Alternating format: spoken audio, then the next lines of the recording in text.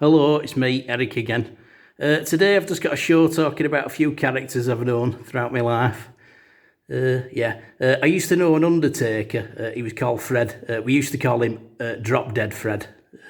You can guess why. We were out drinking one day. I always remember this old guy was coughing away, spluttering. He'd obviously had a few, an old guy at the end of the bar, obviously a bit of a drunk.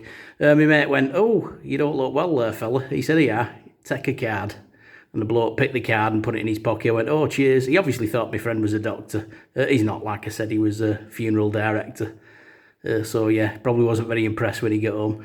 But today's show is mainly going to be about my friend Frank, who's a farmer, who had a few problems. So I'll tell you what, I'll show you a little picture, and then we'll take it from there. Yep. Right, I hope you enjoyed the picture there. Just like to break the video up a little bit, make it a little bit cheerful. I'll tell you about Frank. Like I said, he's a farmer, and a few years back he had a few problems. His wife left him with his accountant. She buggered off and left him. He was having a few problems after that. He didn't cope very well. He started to get dead paranoid and stuff like that. He used to think like people were gonna like steal all his stuff and everybody was out to get him, and he proper paranoid, tinfoil hat job, really wasn't coping well.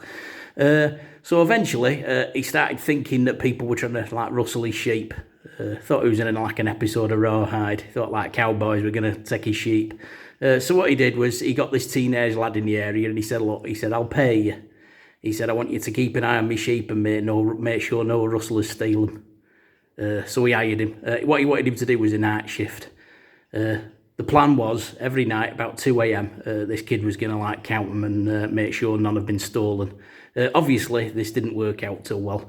My friend ended up firing him after about 2 weeks because he kept on falling asleep. But if you're going to get someone counting sheep at 2 a.m. every morning, it's going to happen, innit? Not a very bright idea. He started going really strange after a while. Just wasn't coping. Like I said, his wife had buggered off and, he was having a few difficulties. He was coming up to a divorce case. He was having problems with his alimony money and, there was all sorts going on. And I was aware, you see, before his case came up. So what he did was he went to another friend of mine called Eggy. We call him Eggy because his second name's Sheldon. So that's how he got the nickname Eggy. But unfortunately, Eggy is the worst person in the world to go to advice. He's terrible. Not like me. I'm brilliant at advice, but he's terrible. Apparently he got some advice off him. So he was in the court. And halfway through, all of a sudden he held this pencil up in front of everybody and he went, "Look, a pencil." And then apparently he pulled his trousers down, bent over, and, well, you don't want to know what he did with a pencil. The judge wasn't impressed. He ended up getting committed. So he ended up going away to a special little place to be looked after by doctors. He was pretty much high as a kite from there on in. Kept on drugging him up and, because apparently what Eggy told him was, he said, "Look," he said, "you can declare that you're mad and then you won't have to pay on anything." He said, "You'll see a doctor for a few weeks and then all your bills will be clear." This obviously isn't the case, but he listened to his crazy advice. And that's why he did that thing with a pencil. It was actually Eggy's idea.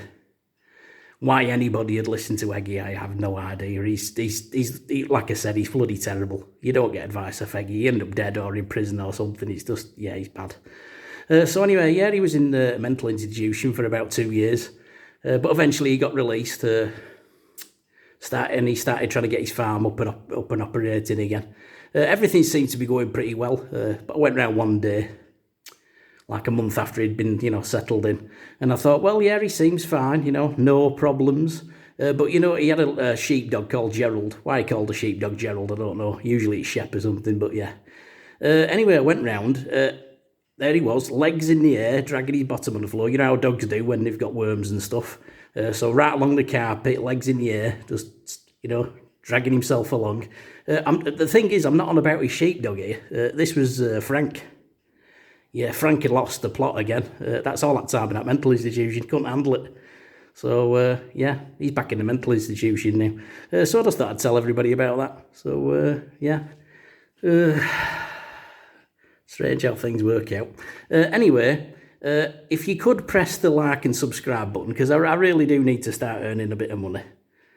So the more subscribers and likes and everything. And if you could give a little tinkle on the notification bell, that'd help as well. Watch all my episodes. Yeah, I read this article years ago, and it was how to make money by selling body parts. Yeah, you can sell like buttock fat to inject in like women's lips and stuff. But I don't fancy doing any of that. So if you could subscribe, that's probably the best way for me to earn some money.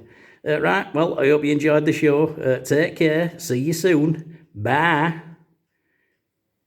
Oh, and have a nice week. Yeah, right, that's it. I'm going now. Bye.